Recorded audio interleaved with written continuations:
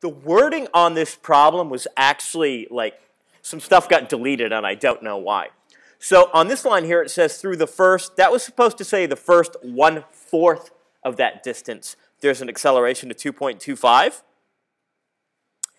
And then the second part was supposed to be through the next 3/4. So let me just go ahead and label that. I'll use the most hideous color I can. So through the next 3/4 of that distance. So what I want to do is let me just calculate where 1/4 of 900 is. And that's giving me 225 meters. So here's what's going on in this problem. For the first part, I have an acceleration of 2.25, and I'm going to go ahead and label all my other letters. So I start from rest. I don't know what my final speed's going to end up being. I don't know how long it takes. I know that my initial position is 0. And I know for the first part of this trip, I'm going to call 225 a final distance. Not because I end here, but because that's where the first part of the trip ends. So really I'm splitting this problem into 2 parts. Okay.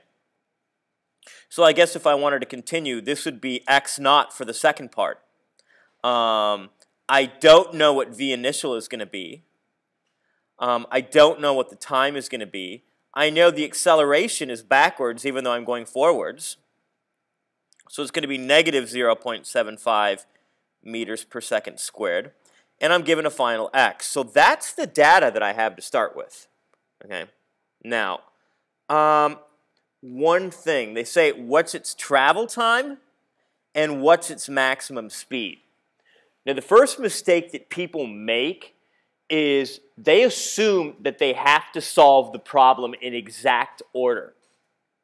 Well, it actually turns out we're going to need to do part B first. So kind of a weird thing here is we don't do this in order.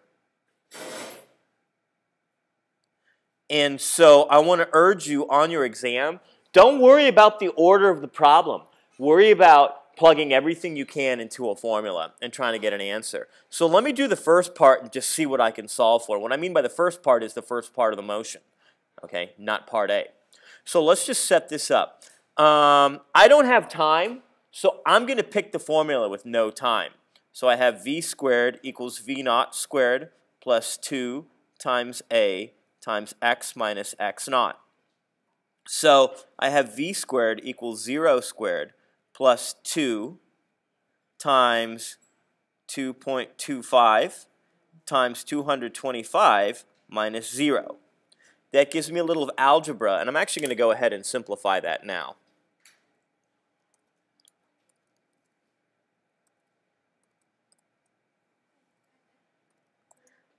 And I'm actually getting 31.82 meters per second. So I skipped a little bit of multiplication there. I'm going straight to the answer like I see you guys do a lot of. Now, what that means is the speed right here is 31.82 meters per second. Okay? And this is kind of the trick of the problem. That's my speed at the end of the first part.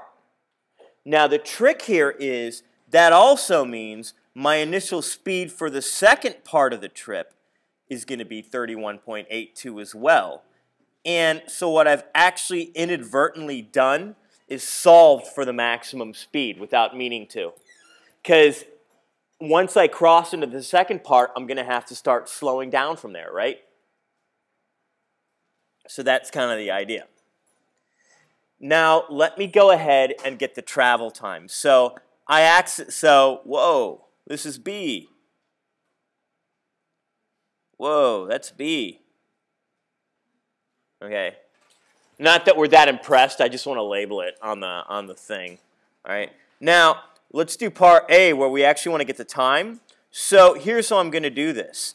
I'm going to get the time for the first part, so v equals at plus v0, and I'm going to use the speed.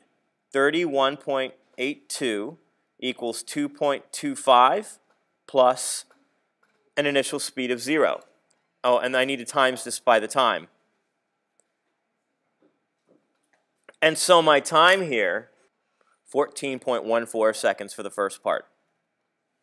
So it takes me 14.14 seconds to speed up to this part here. Now I'm going to get the time it takes to slow down. So I use the same formula, v equals at plus v naught. Now here for the second part, my final speed is that I come to rest at the end. My acceleration is backwards, so it's negative. And my initial speed is the 31.82 that I cross my remaining 3/4 of the trip starting at.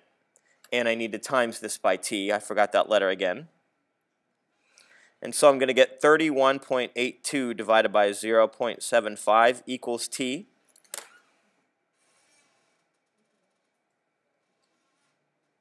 And so when I get that number, I end up getting 42.42 seconds.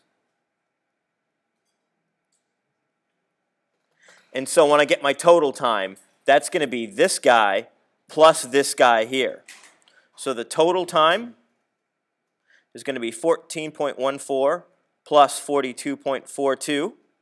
And that's going to end up giving me 56.56 seconds total time.